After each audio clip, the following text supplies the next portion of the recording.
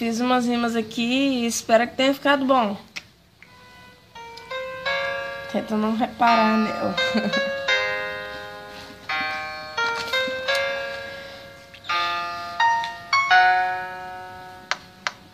Aí, cabeção, o diabo não te ama não, mas Jesus te ama e Ele é tua salvação. Só que você não escuta, não vê, não crê, pois quando Ele voltar você vai se arrepender.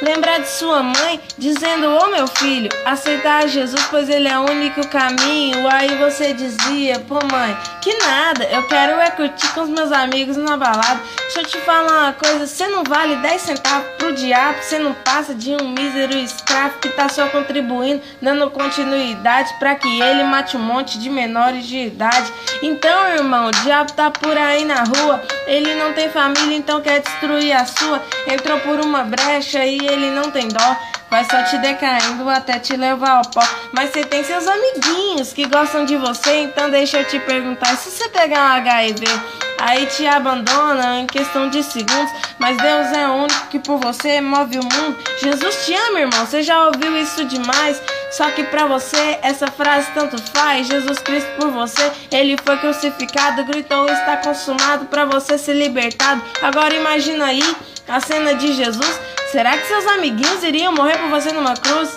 Então, pois é, você já sabe a resposta. Se liga, cabeção, que Jesus bate em sua porta, quer entrar na sua casa pra sua vida ele mudar. Mas ele não é intruso, só entra se você deixar. Então deixa ele entrar pra mudar a sua vida, assim como fez com a minha. Olha só minha alegria, pela graça de Deus eu tô aqui firme e forte, mas tem uns moleque aí que prefere até a morte. Falo isso porque tem uns colegas meus, você pergunta se é ateu, o cara te diz graças a Deus. Aí você fica tipo, hã? Como assim? Você prefere o diabo que só quer ver o seu fim? Aí ele te olha assim, meio que desconfiado. Quem é esse diabo? Eu nem acredito nesse otário. Aí você pensa que não acredita, mas ele quer destruir a sua vida. Só mais forte do que ele é meu Jesus Cristo, derrota Satanás como se fosse um cisco.